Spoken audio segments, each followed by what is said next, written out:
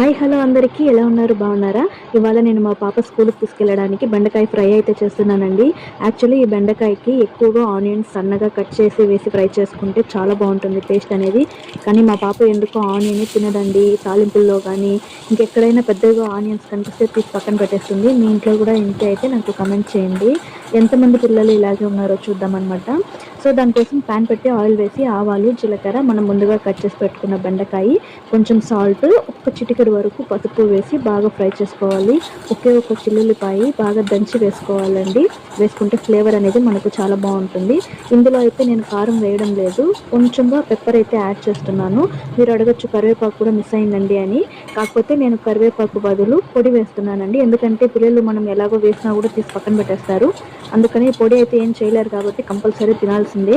Already నేను మా పాపకి ముందుగానే చేసి ఇచ్చాను ఒక 2 టైమ్స్. చాలా ఇష్టంగా తినింది. అందుకని మళ్ళీ నేను ఆ పొడినే వేసి చేసి ఇస్తున్నాను. తనే అడిగిందనమాట. ఇది కూడా టేస్ట్ బాగానే ఉంది. కాకపోతే ఆనియన్స్ వేసి చేసుకుంటే ఇంకా బాగుంటుంది టేస్ట్ అనేది.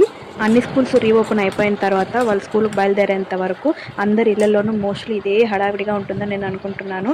అలాగే వీడియో నచ్చిందంటే లైక్ చేయండి, షేర్ చేయండి, కమెంట్ చేయండి. ఛానల్ని తప్పకుండా సబ్స్క్రైబ్ చేసుకోండి. మరిన్ని కుకింగ్ వీడియోస్ కోసం ఛానల్ని ఒకసారి చెక్ చేయండి.